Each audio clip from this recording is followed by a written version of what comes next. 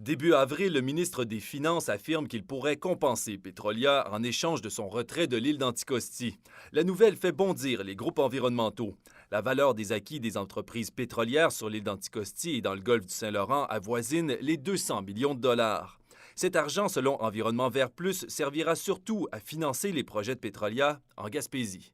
Ils n'ont pas d'argent pour continuer à forer. Ils sont dépendants des fonds publics. Si le gouvernement met de l'argent dans cette compagnie-là, c'est certain qu'ils vont aller de l'avant avec leur programme de forage en Gaspésie. Québec, devenu premier actionnaire de Petrolia, a déjà investi plus de 12 millions dans l'exploration du site Bourque. C'est maintenant la priorité de l'entreprise pétrolière. Cet été, on va se concentrer sur le projet Bourque.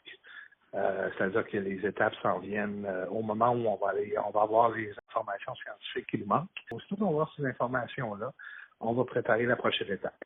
La semaine dernière, Environnement Vert Plus et Québec solidaire ont demandé au ministre Leitao de reculer sur le versement d'une compensation à Petrolia. Selon eux, il existe déjà des obstacles qui empêchent Petrolia de forer sur l'île. Les Inuits, par exemple, sont actuellement devant les tribunaux pour demander les arrêts de travaux d'exploration. C'est au moins deux options qui nous permettent de nous sortir de là sans avoir à donner une scène à cette compagnie-là qui va le réinvestir ici. Puis le gouvernement devrait investiguer ça avant de compenser la compagnie. Un autre obstacle concerne la gestion des eaux de fracturation sur l'île d'Anticosti. La loi fédérale interdit tout rejet de ces eaux dans le golfe du Saint-Laurent. Selon les environnementalistes, il est presque impensable que Petrolia puisse forer sans contrevenir à la loi.